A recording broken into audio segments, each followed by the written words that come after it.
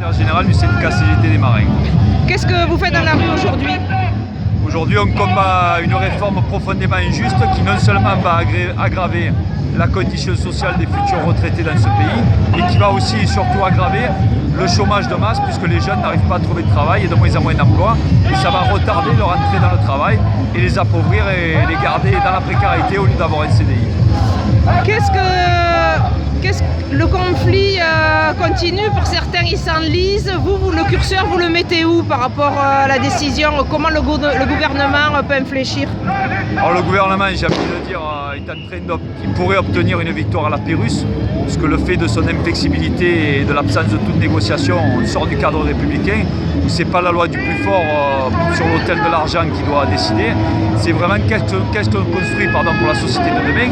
Et au lieu de traiter véritablement la question de l'emploi et de l'activité économique qui génère des richesses à la fois pour justement qu'on vive dignement de son travail et qu'on puisse profiter valablement de sa retraite, on va demander aux gens de travailler plus longtemps, donc de souffrir encore plus au travail dans des métiers pénibles, et on va leur faire, ils ne pourront pas prendre leur retraite parce qu'elle sera tellement basse que sinon ils finiront travailleurs pauvres, notamment pour les catégories ouvrières. Ce matin, il parlait de revalorisation, tu arrives à 50 ans et du coup on te forme à faire un autre métier moins pénible.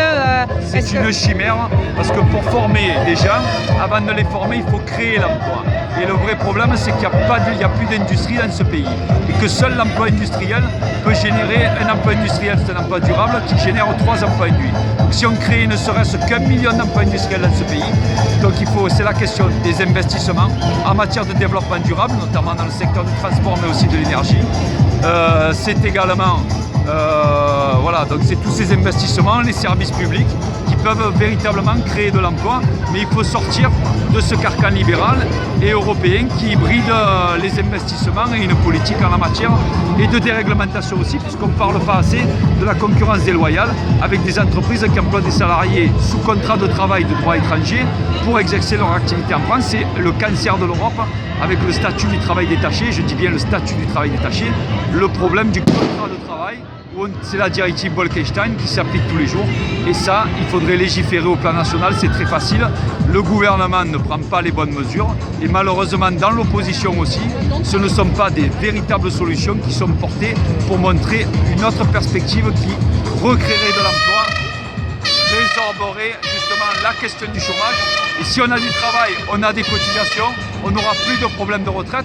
Et d'ailleurs, c'est tellement vrai que le gouvernement ne croit pas à son projet puisqu'il dit si malgré tout ça, le régime universel n'est pas à l'équilibre, il faudra encore baisser les pensions et faire des efforts. Donc on voit bien que c'est même une réforme dont ils ne sont même pas certains qu'elle fonctionne au niveau budgétaire.